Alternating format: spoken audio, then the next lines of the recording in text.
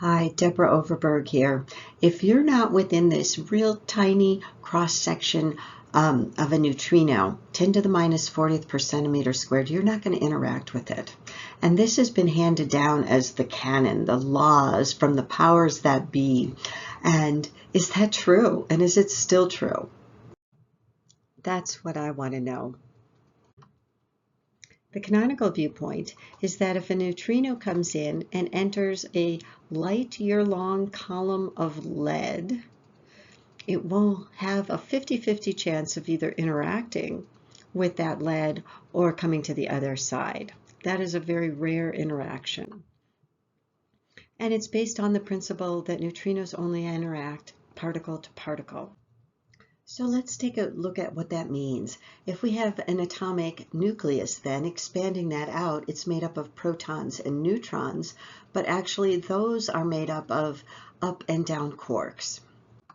Now, the neutrino quark interaction is when a neutrino hits that up quark, for example, and changes it into a down quark. That changes a proton into a neutron and is a nuclear transmutation. More on that later. Looking at this more to scale, that proton even appears as a vast cavernous expanse, and that neutrino will go zipping right on through, and unless those quarks are right within that very narrow cross section, the neutrino will not interact. It's usually described in terms of neutrino cross-section, and it's extremely small. And 10 to the minus 40th centimeter squared is one of the earlier ones, and it's based on the type of interaction and the energy level of that interaction. So at the beginning of the introduction to the paper, they actually say that this light-year-long column of lead may be called into question. However, the new data in 2017 that was taken with this handheld neutrino detector examined the coherent elastic neutrino nucleus scattering. So this was where a neutrino and a nucleus rather than a quark interacted.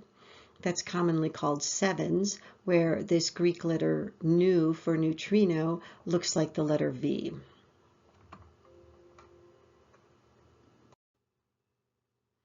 And what everybody talks about is the sevens cross-section is very large, 3 orders of magnitude larger than some of the other ones at the low energy levels. And yet 3 orders of magnitude doesn't seem like very much when you're at these, 10 to the minus 37 scales. What I'm also fascinated with, though, is that the sevens is a wave interaction, not a particle interaction.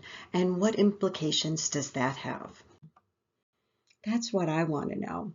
Is there really such a thing as a neutrino wave interaction?